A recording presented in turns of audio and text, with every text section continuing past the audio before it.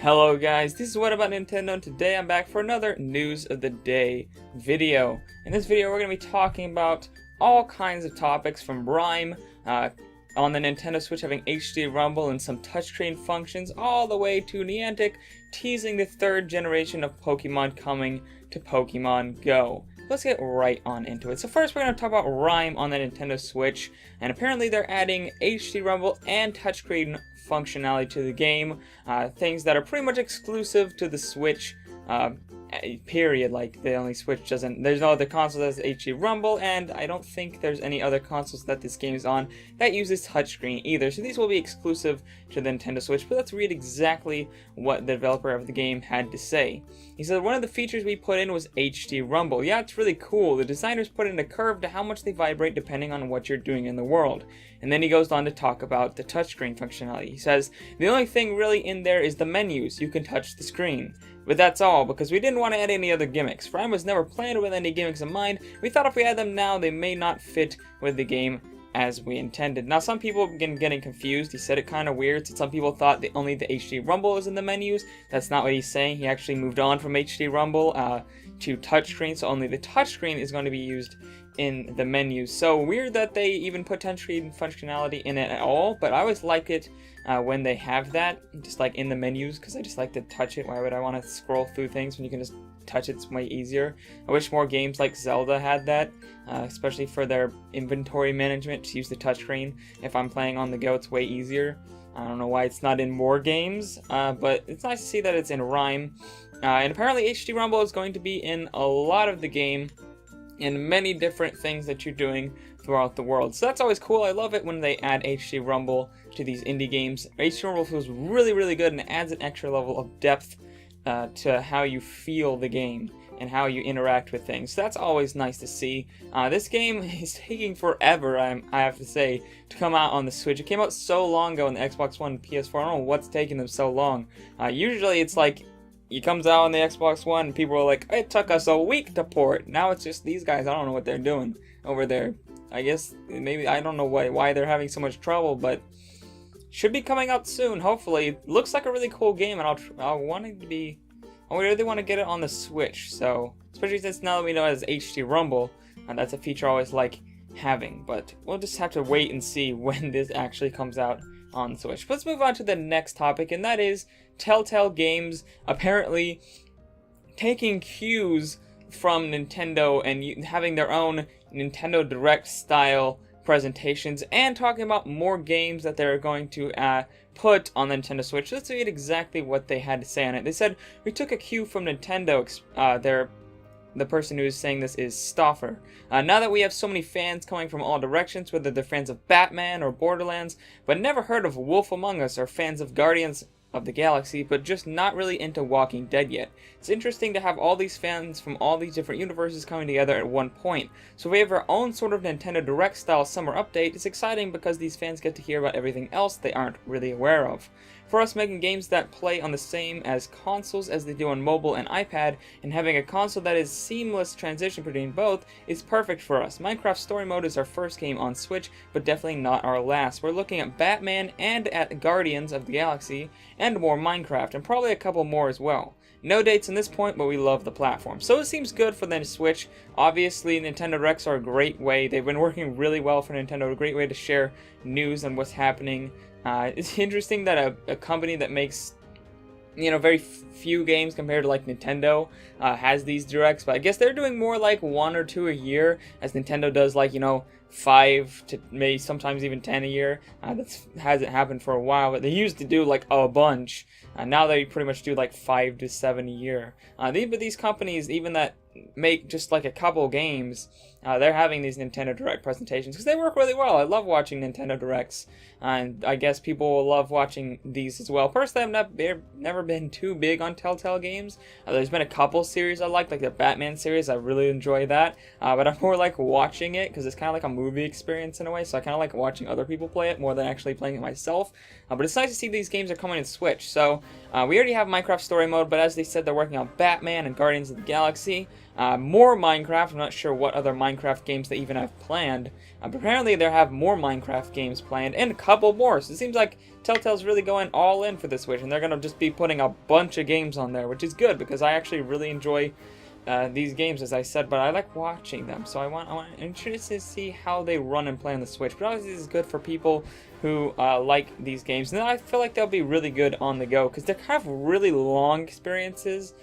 Typically just to play a single chapter is like an hour to 2 hours, so it's nice to see that they're on the go. You can just, you know, you're in the middle of a chapter and you have to go somewhere, you can just pick it up and keep on playing the chapter, and you don't have to pause, because it's kind of the kind of game you want to keep. You want to just play the entire chapter through the entire way, all in one sitting. At least that's how I prefer to watch people play it, all in one sitting. So it's really good for that. Let's move on to the next topic, and that is the Flame in the Flood producers saying that the Switch sold really, or the Switch version of the Flame in the Flood sold really, really well. Like, incredibly well. But let's read exactly what they had to say on it. So they said, it's a real relief having our personal enthusiasm for the Switch being backed up with sales success. It's been incredibly frustrating only having anecdotal advice about the buzz for Switch titles, so we've been generally desperate to get a game out there so we could get some hard data ourselves. There was a real buzz in the office this morning. Jason Perkins, apparently, who is the managing director, was in before me, which is very rare indeed, and it was specifically due to the excitement of seeing figures. I had a number in my head which would be very pleased with, and it was a third over that.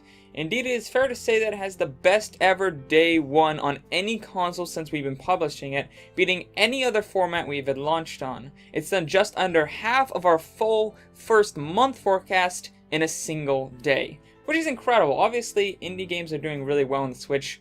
Pretty much every really big, really good indie game is saying it's sold the best on the Switch, better than any other consoles.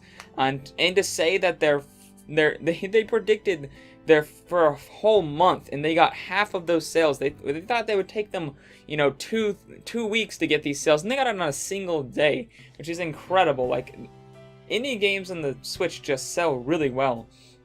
So once again, another reason why, if you have a good indie game, just put it on the Switch.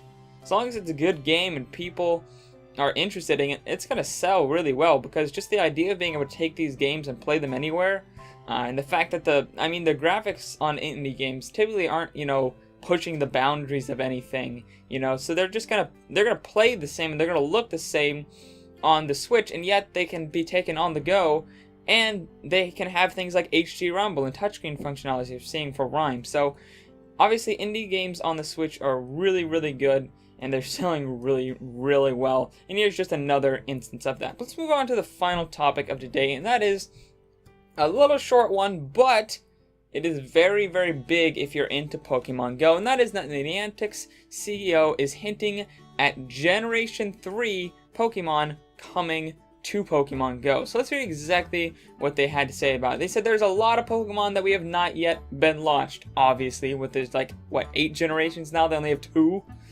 So pretty obvious. So I think the next secret realm will be the launch of the next Pokemon generation, which would be Generation 3. I hope the players will soon see them. So apparently they're saying that this is gonna come soon. How soon is soon? I don't know.